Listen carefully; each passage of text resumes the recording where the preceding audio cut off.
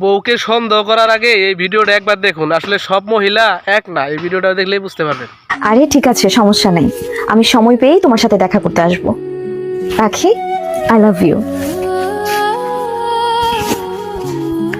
ভাইয়া একটা কথা বলি, তুমি এবার রাগ করো না। বাবির রুমে গেছিলাম, গিয়ে দেখি বাবি কার সাথে জানি ফোনে কথা বলতেছে, দেখা করার কথা বলতেছে। তারপর ছেলেকে আবার আই লাভ ইউ বলছে ফোনে। মহিমা, আয় মহিমা, কি হয়েছে?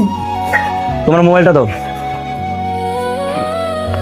দেখো ভাই, মাই লাভ, মাই জান, মাই দুনিয়া।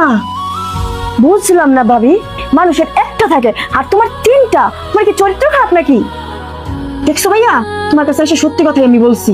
ভাবি ঘরে বসে বসে কার সাথে সারাদিন চ্যাটিং করে, ফোনে কথা বলে। ঠিক আছে, প্রথম নাম্বারটাতে ফোন কর। আল্লাহ ভাইয়া, তোমার শাশুড়ি কোনটা শোনা যাচ্ছে? Phone cut, phone cut. দ্বিতীয় নাম্বারটাতে ফোন কর।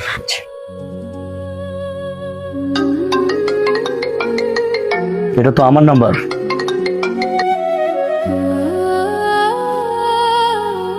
তৃতীয় নাম্বারটাতে ফোন দে। ভাইয়া এটা তো ভাবির আব্বু। আসসালামু আলাইকুম আব্বা। আসলে ফোনটা ভুলে ঢুকে গেছে। হ্যাঁ, আমি একটু পর আপনাকে ফোন করব। ঠিক আছে, আসসালামু আলাইকুম। আপনি এবার ফোন চেক করছেন, তাও আবার আপনার বোনের কথায়। আফসোস, আপনি একবার আমাকেই জিজ্ঞেস করতেন যে কি হয়েছে।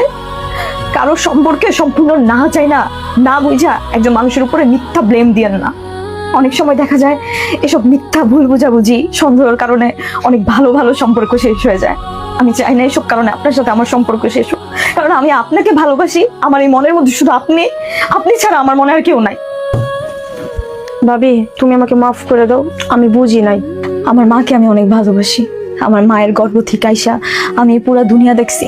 এই কারণে আমি আমার মায়ের নাম্বার সেভ করছি, আমার দুনিয়া লেখা। আর আমার হাজবেন্ড, যাকে আমি বিয়ের পর থেকে জান বলে ডাকি, এই কারণে আমি তার নাম্বারটা সেভ করছি, মাই জান লেখা। আর আমার জীবনের সর্বপ্রথম পুরুষ আমার বাবা। মহিমা, আই এম সরি।